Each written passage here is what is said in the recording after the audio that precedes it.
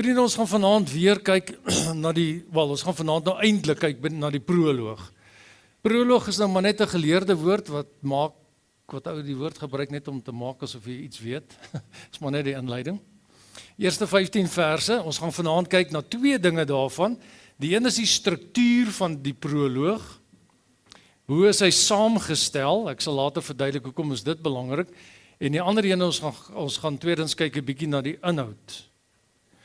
Maar vinnig net eers so klein bietjie herhaling van verlede week. Ek het gesê dis die evangelie in 3 geografiese dele. Die woord geografies kan jy maar in hakkies sit. Dis in 3 dele. Dit korrespondeer met geografie. Toevallig? Ag nee. Die eerste 8 hoofstukke tot hoofstuk 8 vers 21 speel af in Galilea. Dan van 8 vers 21 tot aan die einde van hoofstuk 10 is dit die reisverhaal na Judea toe, Jerusalem. En dan van hoofstuk 11 tot hoofstuk 16 is die verhaal, die gebeure in Jerusalem self. Dis 'n manier wat ek maar net probeer handvatsels gee aan die groter storie. Jy moet handvatsels hê as jy moet 'n padkaart hê, en hier is die padkaart, 3 dele. En dit korrespondeer met 3 geografiese dele. Goed, ek het verlede week die krib van Jesus hier gehad, en langs die krib van Jesus het 'n keiser Augustus gehad.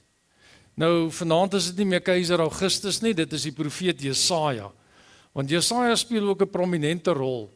Nou, toe ek hier instap, toe sien ek die personeel het vir Jesaja agter die krib gesit, en toe dink ek, dis goed so. Want Jesaja is die stem uit die Ou Testament uit. En Jesus is die ene wat Jesaja gesê het in vervulling bring. En ons gaan later vanaand daarna kyk. Maar net weer terug na verlede week, teks en konteks het ek gesê. Die hele storie van keiser Augustus of die Romeinse ryk is nie maar net agtergrond nie. Dis konteks is veel meer as die dekor op die verhoog. Konteks en teks, dis my stelling wat ek maak, spreek wederzijds met mekaar. Hulle praat met mekaar. En ek sal vanaand dit ook weer klein bietjie optel. Die gedagtegang dan as konteks ontsaglik belangrik is om die teks te verstaan, dan is die vraag, wat is die teks van die konteks? Waar lê die stem van die konteks? En ons het verlede week gekyk nou na die Prien kalenderinskripsie, en ons gaan vanaand vinnig weer daarna kyk, want ek dink dit is belangrik om ons teks te verstaan. Maar ek gaan vanaand byvoorbeeld kyk na 'n muntstuk. En 'n muntstuk in daardie tyd is ook deel van die teks. Want die muntstuk praat, die muntstuk sê iets. Die muntstuk het harder gepraat in daai tyd as in vandag se tyd. En ons gaan in die weke wat kom, gaan ons na verskillende tekste kyk van die konteks. Goed, so net dat julle daarmee weer saam met my is. Voordat ons na Markus se teks kyk, wil ek hê dat jy in jou geestesoog ietsie sal sien. Dat jy Markus as die outeur sal sien waar hy staan in Klein-Asië, dis die huidige Turkye, Griekeland aan hierdie kant, en daar is die stad Prien. Ek weet nie of jy regtig daar was nie, hoor. Maar mens moet baie keer so 'n bietjie make believe om goeders te verstaan. So ek nooi jou om saam met my Markus te sien waar hy op die markplein staan van Prien. Hy het nou in hierdie stad ingestap. Dis 'n Griekse stad. En alles nou Romeinse ryk, die Griekse invloed na Alexander die Grote wat het nog vir eeue gegeld, vandag nog steeds. Ons besef dit net nie aldag nie. So hierdie Griekse stad as 'n Griekse stad gehonoreer, en hy stap in daardie stad in, en nou sien hy 'n paar dinge. Laat ek net vinnig vorentoe gaan, ek gaan hiernatoe gaan. Hier's 'n kunstenaarsvoorstelling van die stad op grond van die argeologiese opgrawings. Julle sien daar's 'n tempel. Dis waarskynlik die tempel van Roma, so noem hulle die keiseraanbidding of die tempel van keiser Augustus. Daar's 'n kleiner tempeltjie, ek weet nie of julle dit kan sien nie, want die keiseraanbidding, die keiserkultus was inherent deel van die hele Romeinse ideologie. So dit sou nou alle waarskynlike tempel gewees het waar die keiser aanbid is. Hier, julle kan nie mooi sien nie, daarso is die Colosseum. Dankie vir daai woord, die Colosseum. En dan hier in die middel, al die huise is nou rondom, hierso in die middel is die Markplein, die daai kolonnade, of wat julle daar sal sien, is waar die ouens maar gewoonlik hulle winkeltjies en dies meer gehad het, en die volgende prentjie is dalk 'n klein bietjie mooier, alhoewel 'n mens, ek dink nou nie, ek weet nie of daai ook 'n Markplein sou wees, daai voorstelling nie, maar ek wil teruggaan hiernatoe. So, nou staan Markus daar op die Markplein. Markus is 'n geletterde mens. Aan die ander wyse, hy is een van daai 7% mense of 10% mense, hoeveel, wat kan lees en skryf. En hy staan op die Markplein en hy sien hierdie inskripsie. Dit was eintlik 2 klipplate. Ek het nou net 'n foto van die een, ek kry nêrens foto van al 2 nie. Hy sien hierdie klipplaat en dis die kalenderinskripsie wat opgestel is onder die leierskap van Paulus Fabius Maximus. Hy was die goewerneur van die hele Klein-Asië. Ek het verlede week van hom vertel. Hy het al die goewerneurs en al die burgemeesters bymekaar gekry en hulle het besluit die kalender in die Romeinse Ryk moet gesinkroniseer word en die begin daarvan is keiser Augustus se geboortedag. En ek gaan dit nou nie weer alles lees nie, ek gaan vandag net weer my opsomming van wat dit beteken, gaan ek vir julle deurgee. Maar die feit van die saak is, as hy daar voor dit staan, dan sê dit vir hom in wese, die begin, is baie belangrik, die begin van die evangelie van keiser Augustus, die seun van God. Nou weet ek is nou besig om dit te kondenseer, 'n hele edikt wat op 'n hele klipplaat staan, gooi ek in een sinnetjie, maar ek doen dit mos nou doelbewus. Dis die kern van wat daar gestaan het. So hier staan Markus nou voor dit en hy sien hierdie sinnetjie. En onthou wanneer hy dit sien, is dit na alle waarskynlikheid na 60 na Christus. So keiser Augustus leef nie meer nie. Keiser Augustus is omtrent hier 4 na Christus is hy oorlede. Hy het vir 40 jaar geregeer. Dit was die goue era van die Romeinse Ryk. Maar wanneer hy nou daar staan, 60 na Christus, het hy nog nie sy evangelie geskryf nie. Miskien het hy al so 'n bietjie die buitelyne daarvan gehad. Geleerdes sê Markus is waarskynlik geskryf so 68 na 70 na Christus. Party ouens sê dit moes net na 70 na Christus geskryf gewees het. Die groot vraag, het hy geskryf voordat Jerusalem vernietig is of het hy daarna geskryf? Want Jerusalem weet ons is 70 na Christus vernietig. Ek gaan nou nie hare kloof daaroor nie. My persoonlike opinie is sommer net omdat ek daarvan hou voor 70 na Christus. En daar's 'n tradisie wat sê dat hy is eintlik onderrig deur Petrus. Ja, maar dit is nie een van die disippels nie, maar was een van die binnekring mense gewees wat die pad saamgestel. En definitief was hy 'n geleerde mens gewees. Daar's 'n bietjie kritiek teen sy Grieks, dat sy Grieks nie klassieke Grieks is nie. Nou, ek moet jou sê, hy Grieks is moeilik genoeg vir my. Ja. So hy kan nie so dom wees nie. Ja.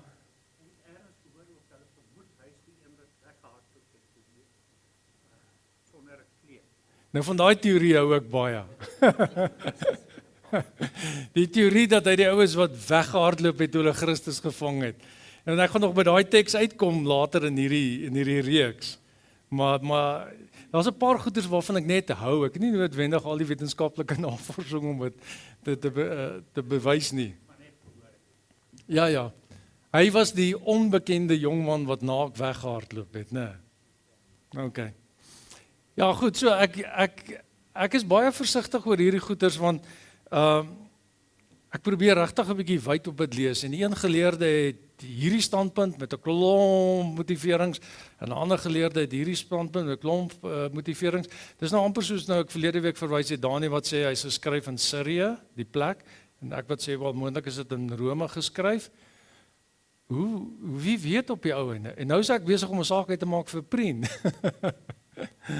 Maar okay, hier is nou make believe. Staan hy nou in Prien. En hy sien hierdie saak. En ek wil sê die hart van die Here. Want hy besef die Romeinse Ryk is in die moeilikheid. En hy besef die Jode en medegelowiges in Jerusalem is in die moeilikheid.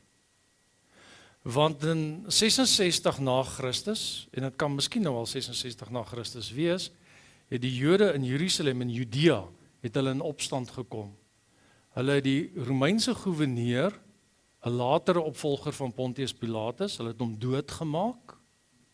Hulle het beheer oor die stad geneem.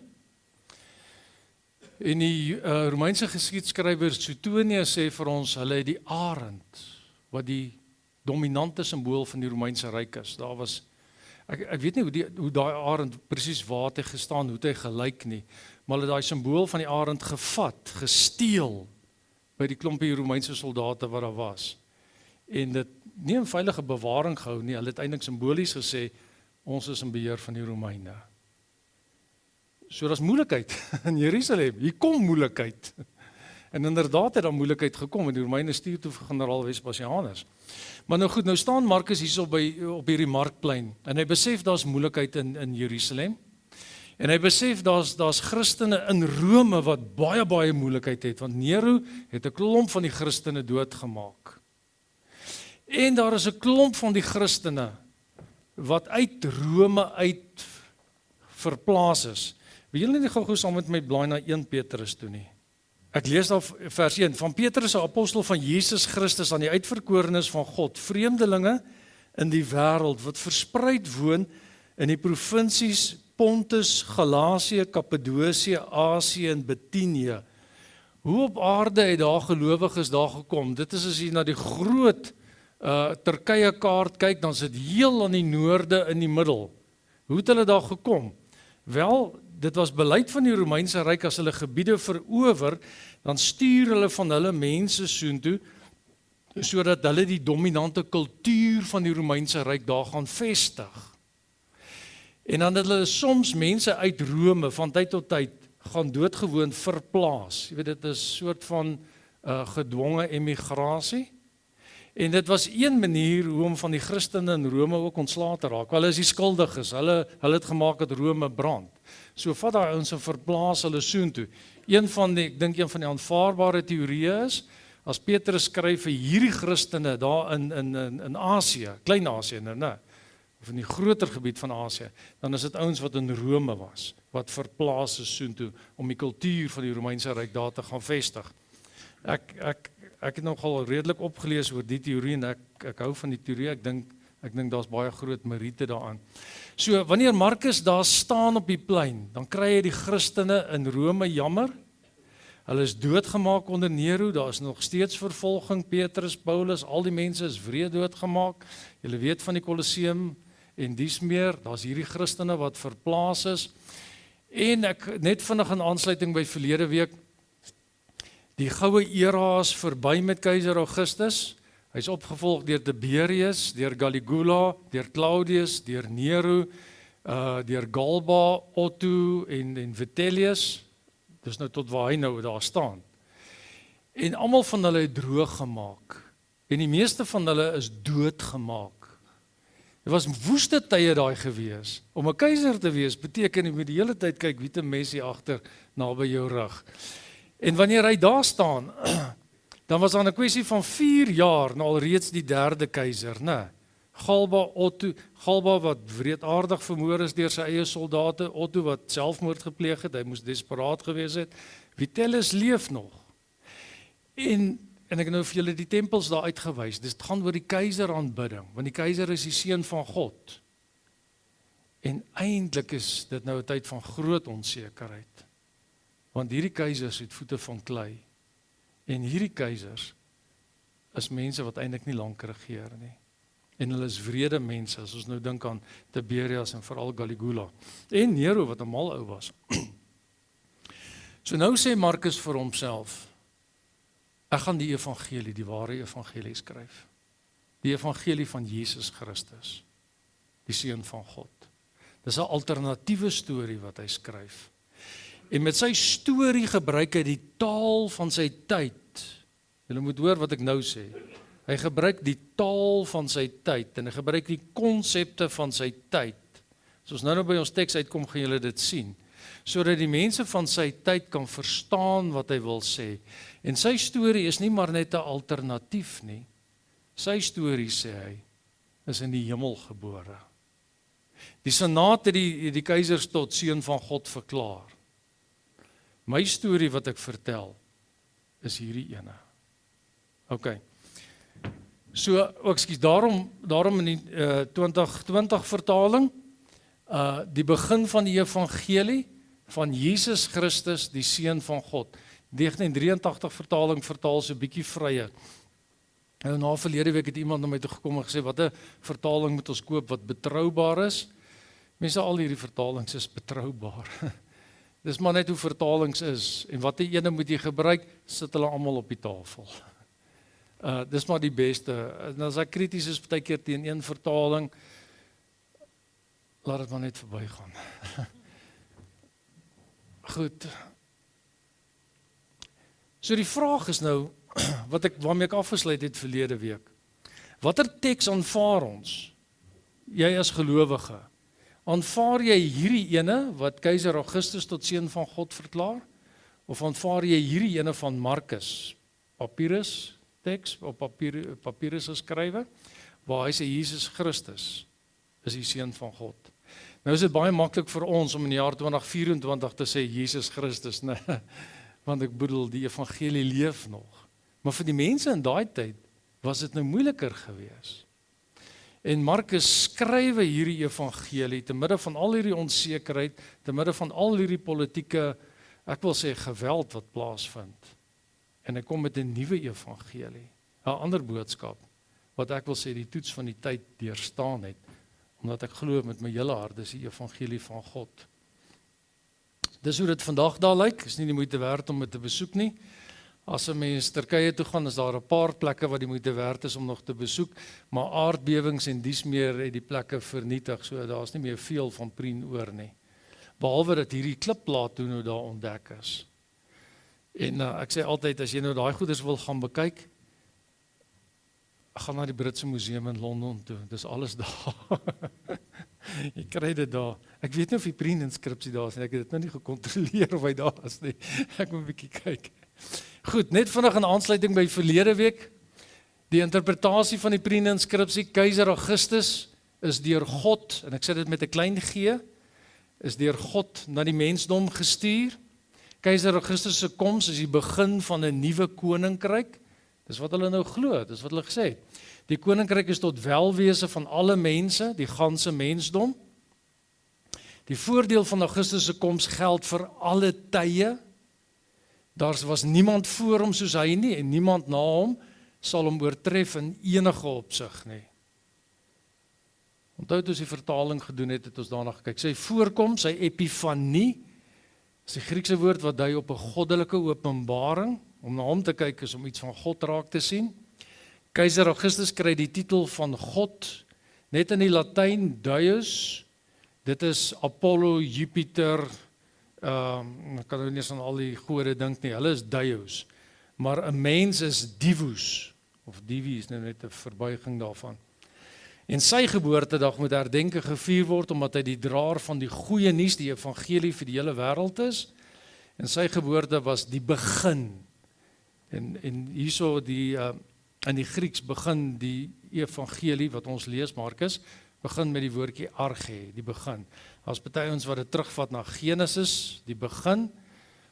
Ek weet nie so mooi, dit kan seker wees, maar ek dink Markus speel met keiser Augustus.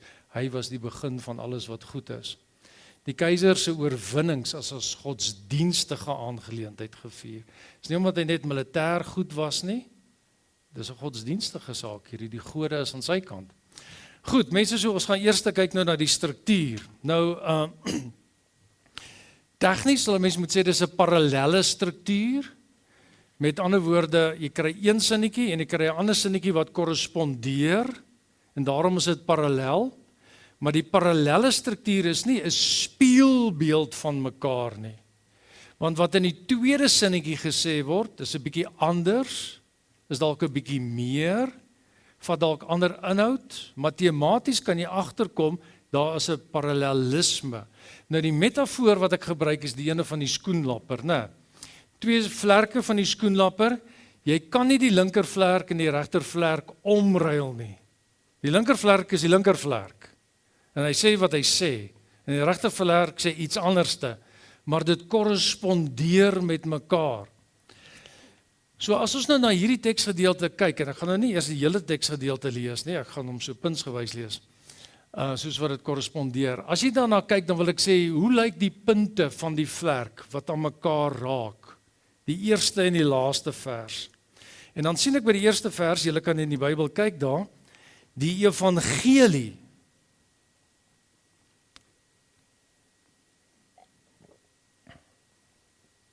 Of die wat die 2020 vertaling kyk, die begin van die evangelie. En dit korrespondeer dan met vers 14 en 15. Kom ons lees dit. Nadat Johannes in die tronk opgesluit is, het Jesus na Galilea toe gegaan en die evangelie van God verkondig. Hy het gesê, die tyd het aangebreek en die koninkryk van God het naby gekom, bekeer julle en glo die evangelie. Laat ek net dit eers sê oor struktuur in die algemeen. Hoekom is daar 'n struktuur? Want die skrywer is 'n kunstenaar. Die skrywer Markus het nie op 'n goeie dag op 'n klip gaan sit en gesê, ek wil nou sommer 'n proloog skryf, en nou begin hy skryf sinnetjie 1, sinnetjie 2, sinnetjie 3, en toe hy by sinnetjie 15 kom, te besluit hy, nou het ek genoeg geskryf nie. Nee. Hy het gesê, ek weet wat wil ek sê in hierdie inleiding. En ek gaan dit op 'n sekere manier sê. Ek gaan begin deur vir die mense te verwys na die evangelie, en ek gaan eindig met die evangelie. En ek doen dit omdat ek 'n kunstenaar is, 'n letterkundige, maar ek doen dit ook omdat hierdie mense hierdie teks moet memoriseer.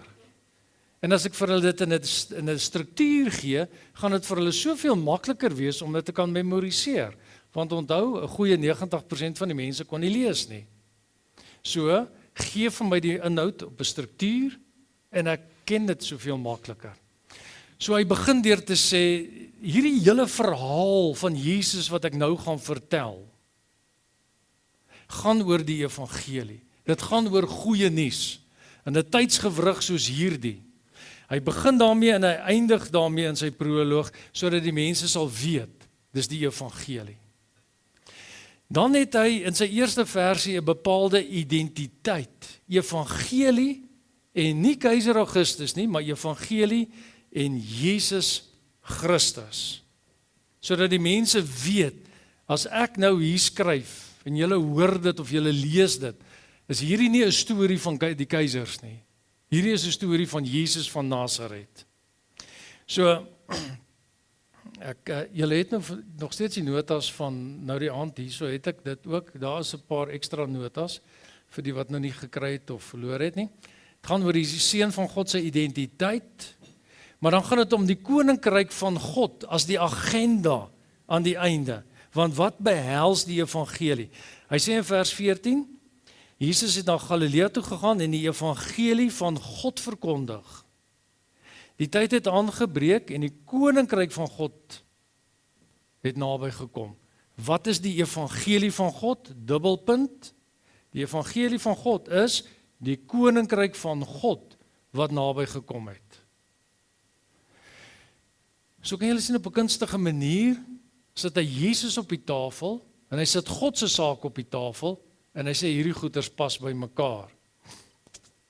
Dan kry ons aan die linkerkantste vlerk, kry ons 'n stelling of 'n aankondiging wat gemaak word, wat daar gesê word, op basis van Jesaja, die pad moet nou gereed gemaak word, palmtakke, klere, lofliedere, dan moet 'n aankondiging gemaak word, God is op pad. En dit korrespondeer dan op die einde met die appel, die oproep, bekeer en glo. So kom ek lees eers die profeet Jesaja se stelling of sy aankondiging. Vers 2, in die boek van die profeet Jesaja staan daar geskrywe, kyk, ek stuur my boodskapper voor jou uit. Hy sal die pad vir jou regmaak. Iemand roep in die woestyn, maak die pad van die Here gereed, maak sy paaie vir hom reguit. Dis 'n stuk proklamasie, 'n stuk verkondiging. En die verkondiging word opgevolg met 'n appel. Hierdie storie is nie maar net 'n interessante storie wat ek gaan vertel nie. Ek wil hê dit moet jou lewe verander. Ek wil hê jy moet 'n keuse maak. Ek wil hê jy moet tot bekering kom en dit glo. Daarom vers 15. Hy het gesê die tyd het aangebreek en die koninkryk van God het naby gekom. Bekeer julle en glo die evangelie. Dis 'n storie wat iets van ons vra. So in die begin, taalkundig, die wat so 'n bietjie taalkundig swaar het, sal weet dis 'n indikatief, dis 'n stelling wat gemaak word en dit word opgevolg met 'n imperatief. Dis 'n oproep, dis 'n jy moet iets doen rondom hierdie saak. OK. Ek wil net sommer so 'n kantlyn opmerking maak. Die tyd het aangebreek. Dis 'n bietjie anderste in die 2020 vertaling het iemand hom byderhand. Ja, OK, Anet, wie nie vir ons lees gou nie. Daai laaste vers 15 oor die tyd. Ja. Die bestemde tyd is vervul. Laat ek dit gou net sommer verduidelik voordat ons aangaan met die struktuur. Die Griekse woorde, daar's twee Griekse woorde wat 'n mens kry. Die een is kronos, julle het ons dominees al daarvan gehoor. Praat kronos is die kronologiese tyd, 1 uur, 2 uur, 3 uur, 4 uur. En dan kry jy die kairos tyd. Die woord kairos word gebruik om te sê hierdie is 'n goddelike oomblik wat nou aangebreek het. En dis hoekom die 2020 vertaling probeer om dit te vertaal met die woorde die bestemde tyd. Wil amper sê jy kon dit vertaal het met God se tyd. God se tyd. Ekskuus, wat is die volgende woordjie wat hulle gebruik aan net? Is nou vervul. Ja. Die bedoeling, ja, ekskuus mense, as ek nou bietjie tegnies raak.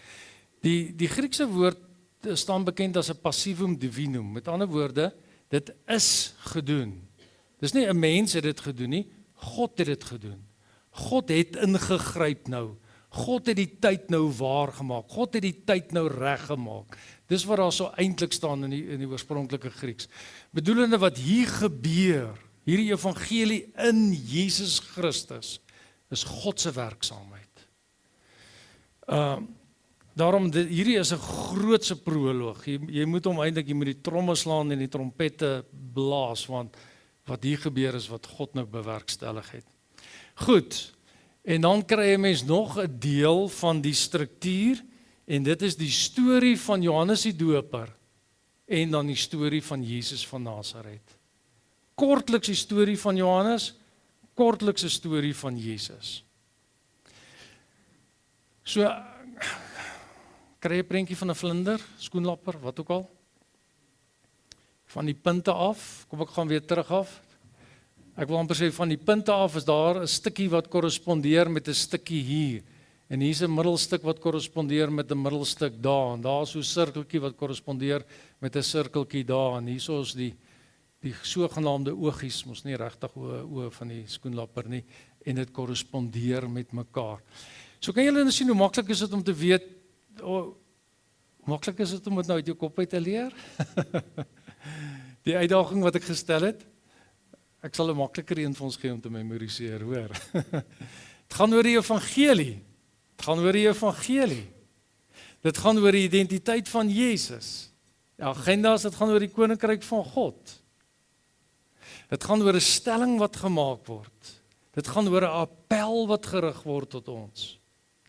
Dit gaan oor die storie van Johannes die Doper in 'n neutedop. Dit gaan oor die storie van Jesus in 'n neutedop. So as jy nou in 'n gesprek met 'n ongelowige mens is of 'n soekende mens is, regtig, jy hoef nie 'n evangelisasie kursus te doen nie. Jy kan hierdie storie vertel. Jy kan die proloog van Markus vertel vir so 'n persoon. Want jy ken mos nou die evangelie alreeds. En jy moet die krag van die storie vertrou. Nee, die krag van die Heilige Gees vertrou. Want God se sonlig skyn deur die proloog. En om vir iemand by die proloog uit te bring, is om iemand by God se storie uit te bring. En dis wat Markus probeer doen het. Toe hy daar wegstap van Preen se markplein, en hy skryf hier die eerste 15 verse, was hy eintlik besig om God se sonlig op mense se lewens te laat skyn. Mense moet dit net toelaat. Glo dit, bekeer julle en glo dit. Glo julle wat ek sê? Dat dit die evangelie, dat die evangelisasie kan doen op grond van hierdie teksvers. OK. Nou kom ons lees nou net eers die storie van Johannes die Doper. So het Johannes die Doper in die woestyn opgetree. Hy het verkondig dat die mense hulle moet bekeer sodat God hulle sondes kan vergewe en dat hulle moet laat doop. Die hele landstreek van Judea en al die inwoners van Jerusalem het na hom toe gestroom. Hulle het hulle sondes bely en is deur hom in die Jordaanrivier gedoop. Johannes het klere van kameelhaar gedra met 'n leerband om sy heupe en hy het van sprinkane en veldheuning gelewe. Hy het gepreek en gesê: "Die een wat na my kom is my meerdere. Ek is nie eers werd om te buig en sy skoene los te maak nie. Ek het julle wel met water gedoop, maar hy sal julle met die Heilige Gees doop." OK, en dan die Jesus storie. Jesus het in daardie selfde tyd van Nasaret in Galilea afgekom. En hy is deur Johannes in die Jordaan gedoop. Net toe hy uit die water kom, het hy die hemel sien oopskeur en die Gees soos 'n duif na hom toe sien neerdal. Daar was ook 'n stem uit die hemel: "Jy is my geliefde seun, oor jou verheug ek my." Net daarna het die Gees hom weggevat die woestyn in, waar hy 40 dae lank gebly het en deur die Satan versoek is. Jesus was daar saam met die wilde diere en die engele het hom versorg. Dis die Jesus storie. Goed. Ek spring nou 'n bietjie ene net. Daar's 'n ander manier ook om na hierdie teks te kyk. Kom ek spring daaroor. En dis om te sê hier's 'n paar stemme wat aan die orde kom. En ek sê 4 stemme. Dis Jesaja se stem. Dis Johannes die Doper se stem. Want Jesaja sê iets, Johannes sê iets. Dis God se stem. Jy is my geliefde seun en jou het ek welbehaag. En dis Jesus se stem. En nou sê ek die 5de stem is nie hier in die teks nie. Hy's buitekant die teks. Keiser Augustus se stem. Dis 'n ander manier om dit te onthou. Hier is stemme wat praat. Ek dink 'n mens kan 'n preek hiervan maak, seker maar vir die dominees wat wil preek maak, wat 'n stemme hoor jy? Nee. Daar's baie stemme wat met ons praat. Ja. Markus se stem is inderdaad ook 'n stem, nee. Want eintlik as Markus die stem agter die verhoog, want hy bring nou vir Jesaja op om te praat, nee. En hy bring vir Johannes die Doper op om te praat, maar eintlik is hy die regisseur wat keuses maak wie moet praat. Ja. En dan is dit interessant as jy nou byvoorbeeld Markus en Lukas gaan vergelyk, want ek wil dit volgende week doen wanneer ons na die sinagoge kyk. Lukas laat Jesus anders praat as wat Markus hom laat praat. So dis eintlik die stem van die outeur, die implisiete stem van die outeur wat ook ter sprake is. OK. Maar net om hierdie teks te ken, is hier so 4 stemme. En jy kan dit so onthou. 4 stemme wat praat. Jesaja wat praat, Johannes wat praat, God wat praat en uiteindelik Jesus wat ook praat. Ek sê 2 implisiete figure is hier in die orde. Ek sê implisiet, want julle kan dink, Leon, jy vat nou 'n bietjie vet kans. Is Moses ter sprake in hierdie teksgedeelte? Wel, daar's ouens wat sê, daar van vers 4 tot vers 8 is dit dalk op die agtergrond lê Moses, die hele storie van die woestyn, en uit die woestyn uit het daar verlossing gekom vir die Jode. En dan Elia, die klere van Johannes die Doper, dit suggereer iets van Elia, maar as jy kyk na vers 12, waar hy 40 dae in die woestyn was, blaai 'n bietjie na 1 Konings 19, 40 dae wat Elia daar was, maar mens kan nog tereg sê, dis 'n bietjie 'n vet kans wat gevat word hier. Dan wil ek jou vra, blaai net gou saam met my na Markus hoofstuk 9. Miskien sou 'n goeie Jood dalk gewonder het of hier nie dalk sprake kan wees van van Moses en Elia nie. Nou, Markus 9, daai eerste perikoop is 'n belangrike teksvers, hy staan in die middel van die evangelie. Ek is nou nie 'n ouetjie wat baie daarvan hou om aantal versies te tel en dan te sê, hier maak ek 'n deelsom en daar 'n maalsom en kyk, hier is die antwoord nie, om wiskundig te werk met die Bybel nie. Maar min of meer is ons hier in die middel van die evangelie. Maar ek dink in terme van inhoud, is dit wat op die berg van verheerliking gebeur het, 'n kersie op die koek. En as jy nou kyk daarso by vers 4, hoofstuk 9 vers 4, Elia en Moses het toe aan hulle verskyn en met Jesus gestaan en praat.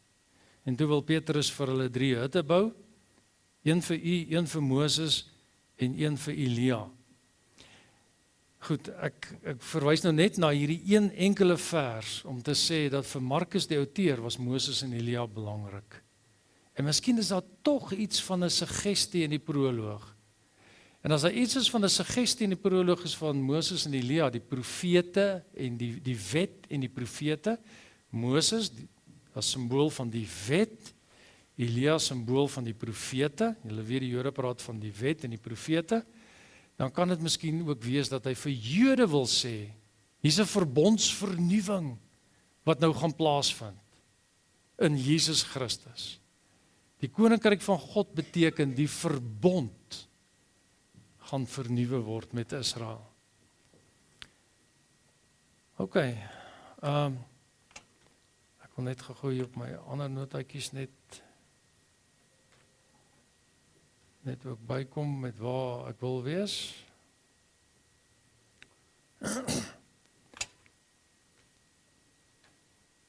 Al is dit parallelismes, dink ek die einde van hierdie parallelisme is belangrik. En dis daar waar in vers 14, vers 15 sê, die evangelie van God, dubbelpunt, God se koninkryk het naby gekom. Mense, die implikasie hiervan is geweldig. Waaroor handel Jesus se bediening? Wat is die sentrale tema van sy bediening? Die koninkryk van God. En as ons na Jesus gaan kyk in volgende perikope tekste, dan gaan ons sien hy's die Here.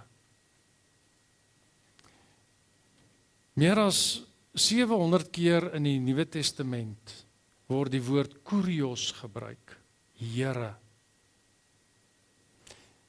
4-5 keer Soter, verlosser. Nie dat verlossing onbelangrik is in die Nuwe Testament nie. Maar as jy 'n titel vir Jesus wil gee, is dit die titel Here, Kurios. En dis wat hierso van die begin af aangedui word. Goed, so julle die struktuur, en nou beweeg ons van struktuur na die inhoud. Jesaja se stem is 'n baie belangrike stem. Hoekom Jesaja se stem? Ekskuus, laat ek net teruggaan soontoe. Jesaja se stem, daai prentjie wil net sê hy's gewortel, nee, Markus is gewortel in Jesaja se stem. Ek wil net eers ietsie sê oor Jesaja. Markus posisioneer sy evangelie nie net teenoor die keiser nie. Markus wil sê, my evangelie wat ek skrywe, kom uit die lyn, uit die tradisie van Jesaja uit. Hy's gewortel in Jesaja. Wanneer is Jesaja geskrywe? Ten tye van die ballingskap, net voor die ballingskap, ten tye van die ballingskap, net daarna. Dis 'n tyd wat dit swaar gegaan het met die volk, hulle soek verlossing. En daar is veral 5 tekste, en ek gaan hulle sê, noem, en julle kan hulle maar net neerskryf, julle kan by die huis rustig daai tekste gaan lees. In daai 5 tekste, onder andere daai 5 tekste, gee Jesaja 'n visie vir 'n nuwe wêreldorde. Julle moet nou mooi hoor, want dis die punt. Jesaja gee 'n visie vir 'n nuwe wêreldorde, 'n nuwe koninkryk. Die mense sit in ballingskap, en die tekste is Jesaja 40, vers 1 tot 11, Jesaja 41, het ek dit op die notas gegee? Nice. Ek is baie keer ouliker as wat ek weet. Okay. Kom ons lees net gou-gou Jesaja 40 vers 11, net so ietsie daarvan. Ek gaan nie alles lees nie, maar net so daai eerste paar verse, Jesaja 40, die van julle wat daar is, vers 1. Die uitkoms is hier, dis met 'n groot geskal, met ander woorde, wat dit gesê word. Dit sê julle God, moet julle vir my volk sê, bring vir Jerusalem die goeie tyding, met ander woorde die evangelie, die goeie nuus. Sê vir hom, sy swaar kry is verby. En Markus sluit daarby aan. So op my notas, hierso wil ek net op die bord wil ek net sê, as mens kyk na Jesaja 40, dan sien 'n mens die belofte van die herstel van Jerusalem word gegee. En as jy Jesaja fyn lees, dan sê jy sien, hy praat van 'n nuwe Exodus. Soos hulle uit Egipte uit verlos is, so gaan Jerusalem en die volk nou verlos word. Weer. Ek sien die tyd gaan ons dalk 'n bietjie inhaal, so ek gaan nie daai lees nie, julle kan self gaan kyk daarna. Hy praat van 'n boodskapper wat kom om die goeie nuus te verkondig. Nee, ons moet so toe blaai. Dis tog te belangrik en dis tog te mooi daai. Jesaja 57 vers 7 tot 12. 52. Ek sien my oog spring daar, né? Vers 7. Hoe wonderlik klink op die berge die voetstappe van hom wat die goeie boodskap bring, wat vrede aankondig, wat die goeie tyding bring, wat redding aankondig, wat vir Sion sê, jou God is koning. En nou lees ons die storie van Johannes die Doper, en daar staan geskrywe, al die mense in Jerusalem en die hele streek van Judea het gestroom na Johannes die Doper toe. Hoekom? Want hy het die goeie tyding aangekondig. Hy het gesê dat God se pad moet nou gereed gemaak word. God se pad moet gereed gemaak word, want God gaan nou iets niets kom doen hierso. Hy is die boodskapper. En wat Markus doen, deur Jesaja op die tafel te sit, is om te sê, Jesaja se woord gaan nou in vervulling. Okay. So 'n mens kan eintlik nie Markus se evangelie verstaan sonder dat jy nie vir Jesaja ernstig neem nie. En dan Jesaja 61 vers 1 tot 2 is 'n gedeelte wat julle goed ken. Daniek is reg, jy het vroeër vanjaar ook oor daai teksgedeelte gepreek uit Lukas uit net, nee, uit Lukas se evangelie. In Lukas is dit die intreepreek van Jesus. Waar daar staan, die Gees van die Here, my God het oor my gekom, die Here het my gesalf om 'n blye boodskap te bring aan die mense in nood. Hy het my gestuur om die wat moedeloos is op te beur en alles wat daarop volg. So Markus wil aantoon, sê ek in hierdie laaste sinnetjie, wil aantoon dat die visie van Jesaja nou in Jesus tot vervulling gegaan het. So mense, as jy die inhoud wil verstaan van hierdie proloog, dan moet jy waardering hê vir Jesaja. Die stem van Jesaja, wil ek sê, weer klink oor die krib van Jesus. En daarom het dit sin om net daai tekste van Jesaja weer 'n slaggie te lees, net om te verstaan, dis gewortel in die Ou Testament.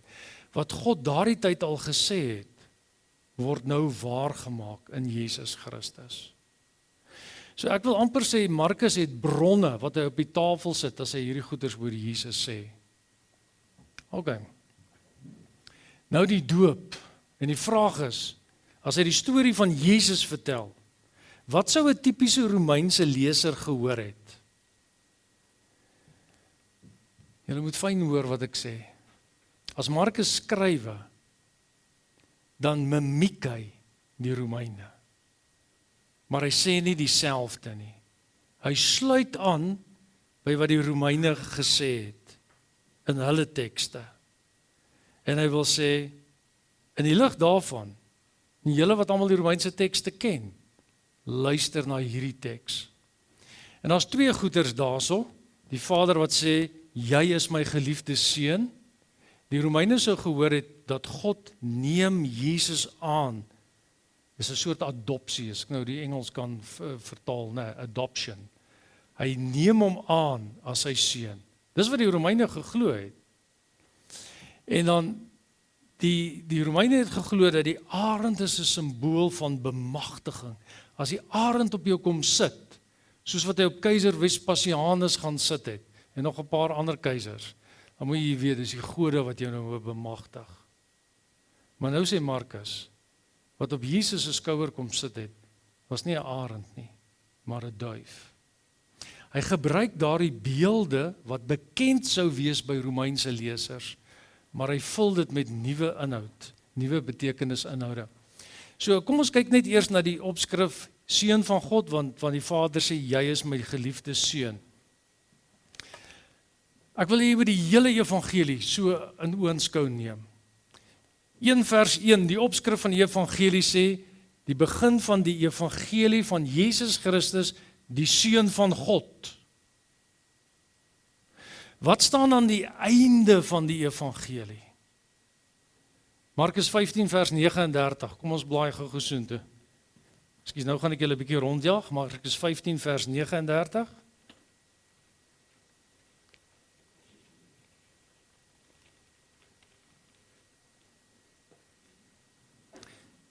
Dit is my belangrik dat jy moet blaai soontoe, want jy moet vertroud raak met die hele storie en jy moet dit met jou eie oë sien.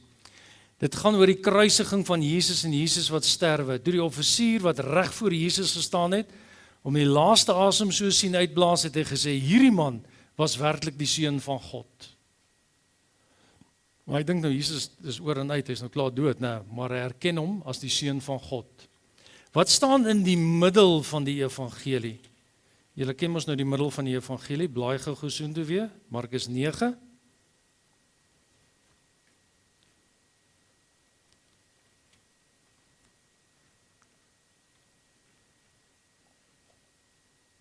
Markus 9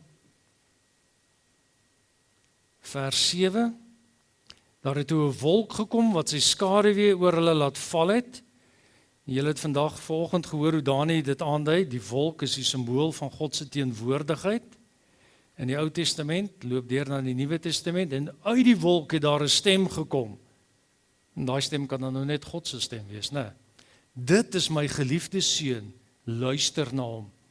Met ander woorde, die evangelie begin in die middel en die einde seun van God. Maar dis nou nie al nie. Die Vader, God self het gesê jy is my geliefde seun met die doop. En dan hoofstuk 3, as julle nou na hoofstuk 3 toe blaai. Dis nou sommer so tussenin. Hoofstuk 3 vers 11. As die mense wat van bose geeste besete was, hom sien, het hulle voor hom neergeslaan en geskreeu, U is die seun van God. Kan julle vir my enige plek noem in Markus die evangelie waar die disippels sê, U is die seun van God? Hulle het 'n bietjie gesukkel met daai ene, want hulle het nie verstaan nie. Deurgangs hulle nie verstaan nie. Maar God die Vader weet hy is die seun van God en die duiwels weet hy is die seun van God. En vriende het ook vroeër vanaand gesê het, die skrywer gebruik die taal van daardie tyd. Die konsep seun van God is taal van daardie tyd. Ek onthou toe ek nou so eerste jaar op universiteit was, ek soek hierdie tekste wat sê Jesus is God. En ek het later ontdek, die aanname van my soeke is 'n westerse aanname, 'n westerse taalvoorkeur. Westerlinge, moderne mense soek so 'n sinnetjie.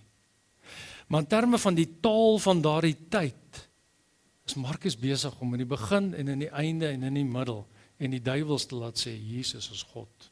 Dis sy taal. En hy sê, hy is God. Yes, Jan.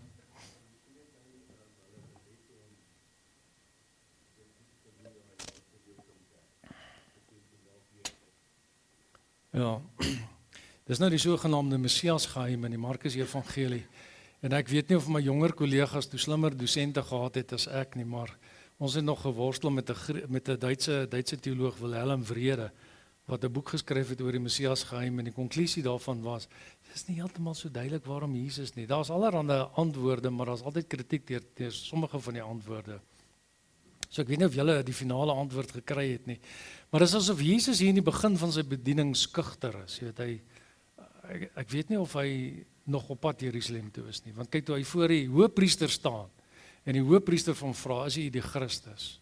Toe antwoord hy onomwonde. Maar aan die begin wou hy nie. Ek weet nie heeltemal nie, want al het hy vir die ouens gesê, bly stil, het hulle gepraat. Nee. Okay. Nie een keer, ek weet nie of ek die teks te veel op die note gee, nie 'n enkele keer verwys Jesus na homself as seun van God nie. Terwyl hy oor en oor na homself verwys as die seun van die mens. Ons tyd gaan ons vang, ek gaan nou nie al die tekste vir julle gee en ek hoop ek het dit op skrif gesit. As soos julle die evangelie lees, wees net oplettend hierna. En daar is sommige mense wat dink, nou maak hy seun van God dui op die hoë Christologie, sy godheid seun van mens dui op lae Christologie, dit is sy aardsheid, en dis nie die waarheid nie. Daniël 7 vers 14, kom ons lees net Daniël 7 vers 14, want ek dink dit is nogal 'n belangrike vers om van kennis te neem om Jesus te verstaan.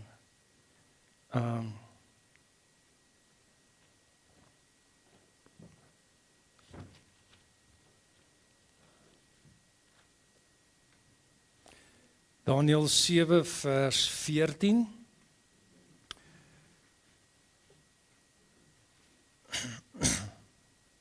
Ek lees van vers 13 af. My nagtelike visioen het voortgeduur, daar het in die wolke iemand gekom, in die wolke, hoor mooi, in die wolke, iemand soos 'n menslike wese, soos 'n menslike wese, né? Hy het na hom toe gegaan wat ewig lewe en is voor hom gebring.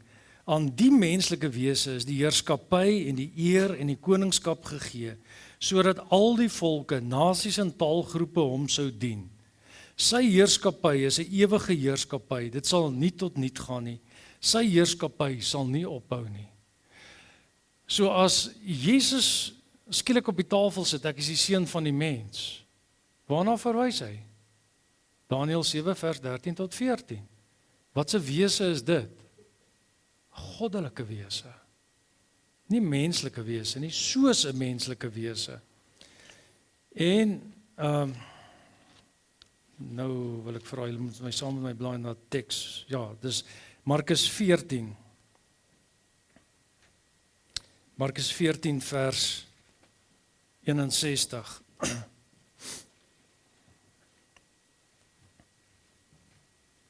Hy staan nou voor die Joodse raad en vals getuienis word nou voor teen hom ingebring. En dan vers 61, maar Jesus het niks gesê en hom glad nie verweer nie. Want die vorige verse sê, die mense het sommer vals getuienis afgelê en Jesus het hom nie verwaardig om hulle te antwoord op dit nie. En toe is die hoofpriester nou 'n bietjie moedeloos en hy het hom verder ondervra en hy vra vir hom, is jy die Christus, die seun van hom aan wie die lof toekom? En Jesus het geantwoord, ek is. En julle sal die seun van die mens sien, waar hy sit aan die regterhand van hom wat magtig is, en wanneer hy kom op die wolke van die hemel. En hier haal hy Psalm 110 vers 1 aan. Hy is die seun van die mens, hy gebruik die taal van sy tyd.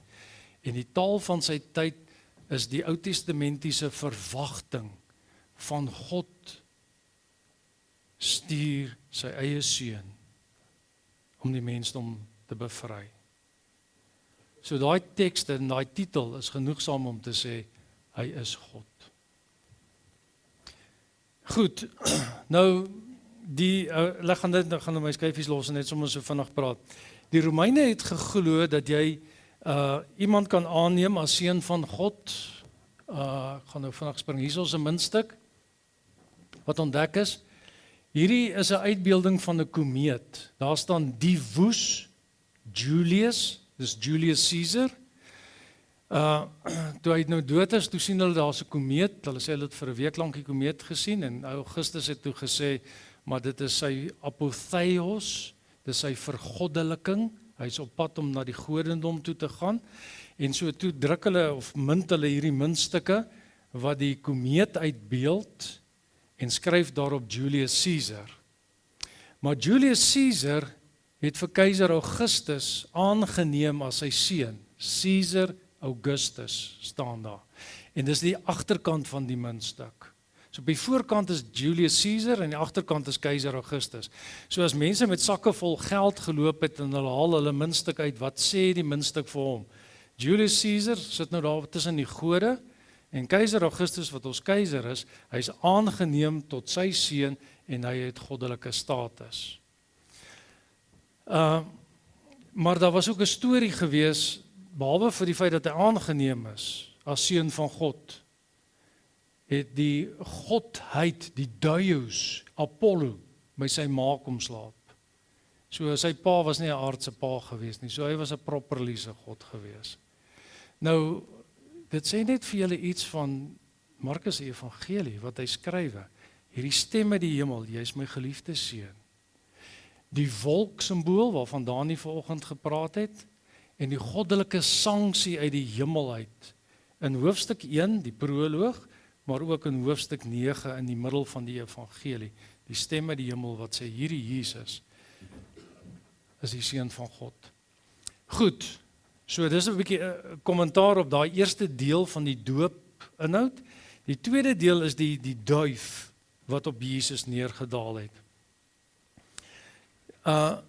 Die Romeine het oralste waar hulle gegaan het hulle klomp simbole gehad.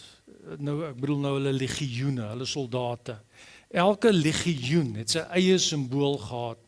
Die 12de legioen, Fulminata, wat Jerusalem ingeneem het weerlig gehad. Maar almal het die arend gehad. Maar elke legioen, die 10de legioen, het die wilde vark gehad. Ons sal nog later 'n bietjie, as ons by die varke wat in die see gejaag is, sal ons by die wilde vark uitkom. Maar die 12de legioen het weerlig gehad. En hierso, ek dink ek het ergens 'n uitbeelding van hom. Daar soos hy, as jy mooi kyk, daar's die weerlig en die arend was daar gewees. En nou sê Josefus vir ons, dat daar nou 'n baie lelike ding gebeur daar in die tempel. Herodes die Grote het nou die tempel gaan bou, en is natuurlik gewy aan die Joodse God, maar Herodes die Grote was ook 'n Romein gewees. Sy ma was 'n Jood, maar sy pa was 'n Edomiet en 'n generaal in die Romeinse leer. En nou net voordat hy so in die tempel ingaan, die heiligdom, het hy hierdie groot arend gaan sit. Die simbool van die Romeinse ryk, die simbool van geweld. Elke legioen, as hulle die slagveld instap, dan stap hulle hom in met op 'n groot besemstok, hierdie arend. Nee, ek ken nie regtig 'n besemstok nie, maar julle weet wat ek bedoel, nee. Nou die feit dat hulle in 66 na Christus daai ding gaan steel het en gehou het, dit was moeilikheid soek. Maar nou het Herodes die Grote die arend so bo die ingang van die tempel gesit en dit het hulle geweldige aanstoot gegee. Want dit beteken die Romeinse mag heers oor die tempel van God. En Herodes die Groot het gesê, no ways boys, ek daai arend het ek gewy aan God. Hy kyk maar net dat alles reg is oor die tempel. Maar die Jode het geweet, jy mag nie 'n gesneede beeld maak nie, die Ou Testament gesê. Nou vertel Josefus vir ons wat die geskiedenis opgeteken het van daai tyd. Hy sê daar was 2 leermeesters, Judas, the son of Sarifeus, en Matthias, the son of Margolothus. Nou, hulle het 'n groot aangang gehad, en toe op 'n dag toe, dit nou hulle kennis kry dat Herodes die Groot is nou op sy einde, hy gaan nou sterf. Toe dog hulle eendag, hy's klaar dood. Toe sê hulle vir hulle studente, gaan nou die tempel in, haal daai arend af, en kap hom met wat is 'n aks, 'n byl, kap het net byle, stukkend. Hier staan dit nou alles mooi geskrywe vir mense. En hulle gaan toe nou, en hulle gaan doen dit, maar Herodes die Grote was nog nie dood gewees nie. So, hulle vang toe nou, klomp van hierdie ouetjies hardop weg, waar 40 ouens besluit ons staan waar ons staan. En Herodes laat hulle toe nou na Jerigo toe gaan, want hy het 'n groot paleis daar gehad. Ek wil die storie vertel hoe hy Matthias daar verdrink het. Okay, ek sal dit nog vertel een keer. En hy sit nou daar by sy groot swembad, hy het regtig 'n swembad gehad, hoor. En hy het Matthias daar, hy het Judas daar, die 2 ouens wat nou die opstekers was, hulle was baie geliefd onder die volk. En hy het die 40 ouens daar, en hulle verhaal hulle so 'n bietjie, en hy laat hulle almal dood verbrand. So jy sukkel nie met die arend nie, maar die arend is 'n simbool, wat hy gedoen het is tipies wat die Romeinse ryk gedoen het, vernietig mense. Dis 'n magsimbool gewees. En nou word die koninkryk van God aangekondig. Want daar's baie stories van hoe die arende kom sit het op hierdie mense. Ekskuus, ek weet ek's nou oor my tyd, maar ek gaan julle nog net hierdie een storie vertel. Octavianus wat nou keiser Augustus geword het, hy en sy mede-generaal, generaal Marcus Antonius, wat ek gesê het 'n verhouding ons gehad het met Cleopatra, en nog 'n ander generaal Lepidus. Hulle is nou daar wat in wat vandag bekend staan as Boulogne, die stad Bologna. Ek weet nie of ek dit reg uitspreek nie. Daai tyd was dit Bononia. Nou het hulle al is die 3 generaals daar. En die Romeinse geskiedskrywer Suetonius vertel van ons verhaal by Octavianus Augustus se tent kom 2 kraaie sit. En toe die 2 kraaie daar sit, kom 'n skielike arend en daai arend vreet hierdie 2 op, maak hulle dood en vreet hulle op. En dit is simbolies daarvan dat hy Lepidus gewen het uiteindelik en hy het Marcus Antonius gewen en hy, die arend het op hom kom sit. Hy het die keiser geword, né? So die arend was 'n simbool van die gode, die pantheon van gode het jou bemagtig om keiser te wees. En nou vertel Marcus hierdie verhaal wat die mense in daai tyd beter sou verstaan het as ek en jy. Hier kom Jesus uit die water uit op in 'n duif. Hy word bemagtig uit die hemel uit. Dis wat dit is. Hy ontvang bemagtiging en direk daarna is hy in die woestyn. En hy het hierdie stryd met die Satan en hy wen die stryd. Hy is bemagtig. So die koninkryk van God is anders as die koninkryk van die arend. Goed, ek gaan daarop hou. Vriende, ek hoop julle verstaan dit. Ek gaan tog hierdie lied speel. Daarmee gaan ons afsluit nou regtig. Sal jy so 'n bietjie volume gee daarvoor? Ek sien nie tromme en hoor dis iets van die proloog.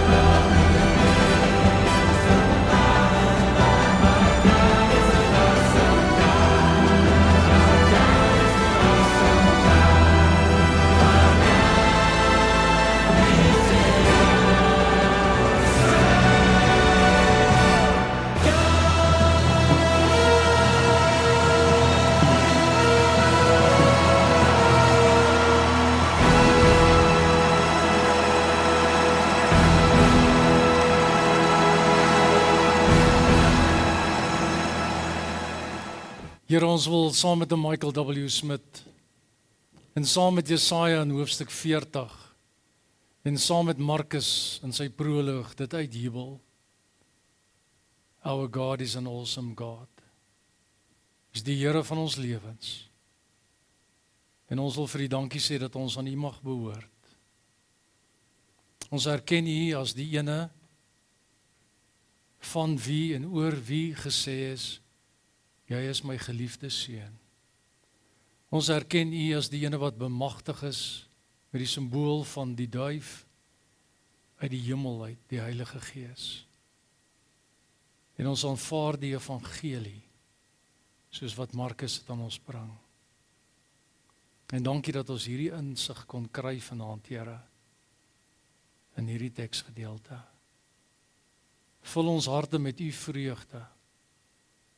Vul ons met U liefde. En in 'n wêreld van arende, help ons om soos duwe te wees. Bemagtigde kinders van die Here. Amen.